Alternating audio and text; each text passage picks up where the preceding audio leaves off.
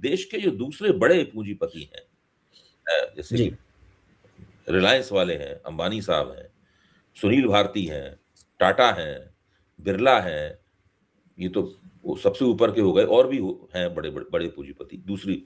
तो ये सब लोग, ये लोग तो सब साफ तौर पे समझ रहे होंगे क्या खेल हो रहा है, भारत सरकार क्या खेल कर रही है, अदानी के साथ मोदी जी की दोस्ती है, उसकी वजह से क्या खेल हो रहा है, रिजर्व बैंक ने क्या खेल किया, इसमें कहाँ नुकसान हुआ, शक्तिकांत दास को क्यों वहां से रिजर्व बैंक से हटाया गया है, ये सारा दिखाई पड़ रहा है सबको।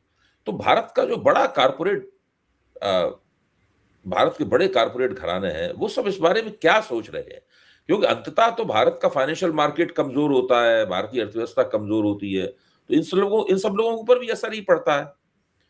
और पढ़ी रहे मैं ये आपको। इस सरकार से वो उम्मीद करते थे कि ये सरकार कम से कम जो कारपोरेट लोग हैं उनके बीच में एक तरह का लेवल प्लेइंग फील्ड देगी, लेवल प्लेइंग फील्ड तो नहीं मिल रहा है। नहीं मिल रहा। मैं आपको एक मजेदार कहानी नहीं है, मतलब ये बहुत अच्छे मेरे किसी सोर्स ने बताया है। आज से 15 दिन पहले ब्लूमबर्ग में न्यूज चली कि रशिया से 3 ऑयल के टैंकर जो है निकले हैं जामनगर रिफाइनरी की तरफ। ठीक है, रिलायंस के हैं। रात में 1:49 पे रात में मुकेश अंबानी ने ट्वीट किया कि भैया इन टैंकरों का हमसे कोई लेना देना नहीं है, ये आप जरूर रहे जामनगर पे, ये हमारे नहीं है, ये इंडियन ऑयल के। ठीक है, उसी दिन मेरे को समझ में आ गया कि अब इंडिया के कॉर्पोरेट में भूचाल आने वाला है। और मुझे ताज्जुब है इनफैक्ट कि ये किसी और पत्रकार को ये चीज क्यों नहीं नजर आ रही, समझ में आ रही है। आप ये सोचिए कि आज से 15 दिन पहले रिलायंस के ऊपर में इल्जाम लगता है ब्लूमबर्ग के माध्यम से, जो कि एनडीटीवी का पार्टनर है। ठीक है, और न्यूज ब्लूमबर्ग के माध्यम से एनडीटीवी में भी चलती है, जो अदानी जी ओन करते हैं, गौतम अदानी जी।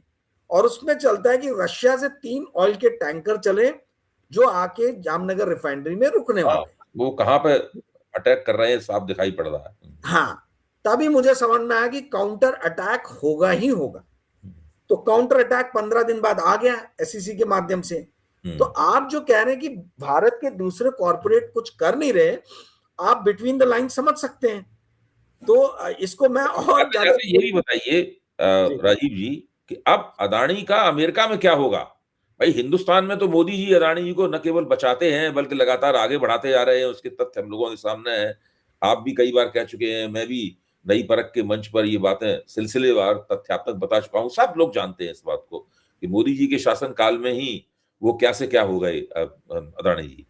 लेकिन अब अमेरिका में तो मोदी जी की चलती नहीं है, तो वहां पे फंस गए हैं, तो वहां पे क्या होगा उनका। देखिए, 2-3 चीजें हैं जो बड़ी गंभीर हैं, जो हर इन्वेस्टर ने जो मार्केट में पैसा लगाता उसने सुनना चाहिए। पहली तो ये कि गौतम अदानी ग्रुप ने जो पैसे रेज, उसमें 1/3 पैसा जो है वो फॉरेन इन्वेस्टर से, लगभग 40% जो है वो बाहर से इन्होंने ये किया है, या हो सकता है उससे ज्यादा भी हो। मैंने लेटेस्ट फिगर चेक नहीं किए, जब मैं फॉर्च्यून में था उस टाइम में मैंने जब आर्टिकल्स काफी सारे लिखे थे तब का, उसके माध्यम से मैं उद्धृत कर रहा हूं। तो गौतम अदानी ने बहुत सारा पैसा जो है इंडिया के बाहर से रेस किया है। तो सबसे पहले तो ये होने वाला है कि now banks will be cautious. ठीक है, international banks and international investors. और यदि गौतम अदानी का कुछ भी प्रूव हो जाता है तो भारी पेनल्टी तो लगेगी। भारी पेनल्टी लगेगी तो जाहिर सी बात है कि वो गौतम अदानी के पर्सनल अकाउंट से तो पैसे भारी जाएंगे पेनल्टी नहीं, में तो कितनी क्योंकि पेनल्टी तक लग सकती है? अब वो मैं नहीं बता एक सकता हूँ। अंदाज, वो मैं नहीं बता सकता, हाँ वो अंदाजा मैं नहीं मतलब लगा सकता हूँ कितनी बिलियंस डॉलर पेनल्टी। में होगी कि बिलियन पर डॉलर में होगी? अब ये क्या कि वो क्या लेते हैं, कितना ब्राइब लिया गया, उसका कितने टाइम्स लगाएंगे, ये चीज का मैं अभी कुछ मैं बता नहीं सकता हूँ। मुझे थोड़ा सा और इस पे रिसर्च करना पड़ेगा। और ये कोर्ट का जजमेंट हो तो जज का है, वो क्या क्या किस हिसाब से लेगा डिसीजन।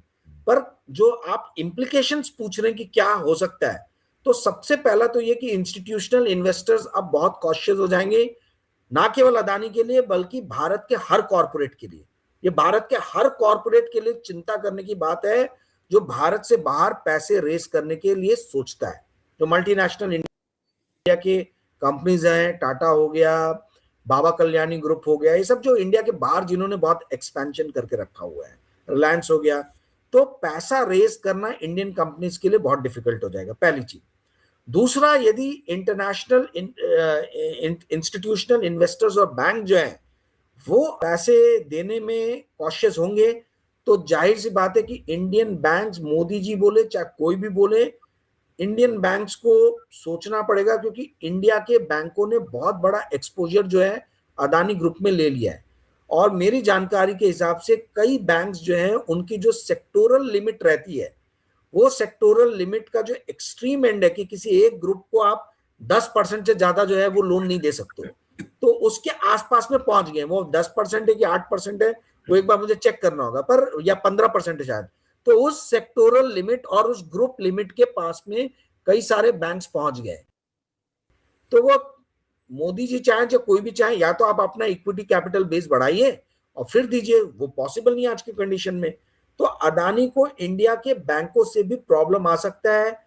कोई बैंक यदि अपना लोन रिकॉल करना चाहे तो वहां पे भी ये मुसीबत में फंस जाएंगे कि भैया हमारे पैसे लेके आओ। अब मुझे नहीं मालूम कि इन्होंने किस तरीके कॉन्ट्रैक्ट्स, उन कॉन्ट्रैक्ट्स के अंदर में, एग्रीमेंट्स के अंदर में क्या लोन रिकॉल का कोई क्लॉज है कि नहीं है, उसका मुझे आइडिया नहीं है। पर कहने का अर्थ ये है कि वित्तीय रूप से जो है इंटरनेशनल बैंक्स, इंस्टीट्यूशनल इन्वेस्टर्स और यहाँ तक कि भारत के जो डोमेस्टिक बैंक्स है, ये बहुत ज्यादा कॉशियस हो जाएंगे, number one. Number two, India rating और क्रिसिल रेटिंग ने भली अभी दे दिया, स्टेबल रेटिंग दे दिया या रेटिंग इंप्रूव कर दिया, बट आने वाले दिनों में इस टाइप की जगलरी जो है वो चलेगी नहीं। हाँ, वो चलेगी नहीं, क्योंकि आपने जो अदानी को और भारतीय अर्थव्यवस्था के लिए जो इसके वित्तीय दुष्परिणाम होने वाले हैं उनके ऊपर रोशनी डाली, लेकिन मेरा सवाल साथ में ये भी था कि क्या अदानी को अमेरिकी अदालत जेल भी भेज सकती है? देखिए, क्रिमिनल अदानी को और गौतम अदानी को, अब देखिए क्रिमिनल केस तो है, जाहिर सी बात है।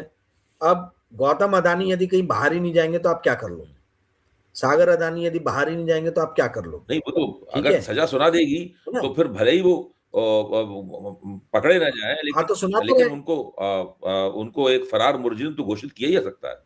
भाई इंडिया में विजय माल्या, नीरव, ये क्या नाम है, ललित मोदी और बाकी ये चौकसी और जितने गए हैं, भाई इंडियन कोर्ट्स ने तो इनको ये कराया है कि भाई ये इन्होंने गलत काम किया और सजा सुनाई है, पर उसके बाद भी ये लोग मजे काट रहे हैं फॉरेन में। तो अमेरिकन कोर्ट के लिए खुद भी अपने आप भगोड़ा मानते हैं, भगोड़े हैं भी जी। तो आप मानते रहो, अमेरिका मानते रहे भगोड़े हैं भाई। अगर देखिए, इंडिया से बाहर यदि आप जाते नहीं हो तो आपको कोई प्रॉब्लम नहीं है। आप अगर इंटरपोल का रेड कॉर्नर नोटिस भी जो है वो भी इशू करो, तो आप इंडिया के बाहर जा ही नहीं रहो, तो आप क्या करो? हालांकि इंडिया सिग्नेटरी है तो इंडिया ने एक्शन लेना चाहिए, पर एक्शन नहीं ले रहा भारत सरकार, तो क्या कर सकते हो? हालांकि अभी तक इंटरपोल नोटिस ये वो कुछ हुआ नहीं है, और वो होगा भी कि नहीं होगा मुझे मालूम नहीं है, तो इसलिए कयास में लगाना नहीं चाहता हूं किसी भी तरीके से। पर जो आप सवाल पूछ रहे हैं कि भाई जेल भी भेज सकते हैं क्या, अरे जेल तो तब भेजेंगे ना जब ये अमेरिकन गवर्नमेंट के, अमेरिकन कोर्ट के, किसी के हाथ में आएंगे। जब भी किसी का, देखिए मैं अब एक बहुत बड़ा खुलासा करने जा रहा हूं, ब्रेकिंग न्यूज देने जा रहा हूं, ऐसा समझ लीजिए, नई परख के प्लेटफॉर्म पे।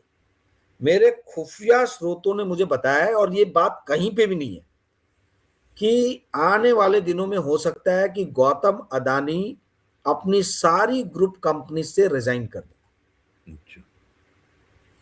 और ये बहुत बड़ी न्यूज है। अब मैं इसलिए इसको मैंने शुरुआत में नहीं बोला, क्योंकि जाहिर है कि खतरे में है और वो अपने ऊपर आए हुए खतरे को अपने कंपनी पे नहीं आने देना चाहते, तो इसीलिए वो सारे इससे रिजाइन करने के मूड में हैं। हालांकि जर्नलिज्म का सिद्धांत ये बोलता है कि आपको मल्टीपल सोर्सेस से ये चीज कंफर्म करनी चाहिए।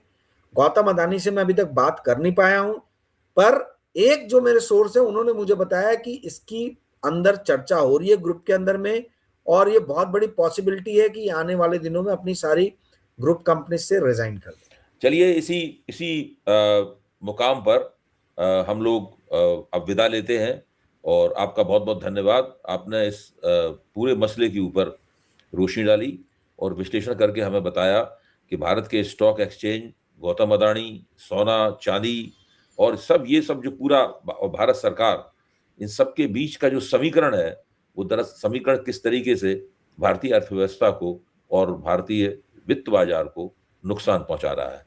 बहुत बहुत धन्यवाद राजीव जी, फिर मिलेंगे।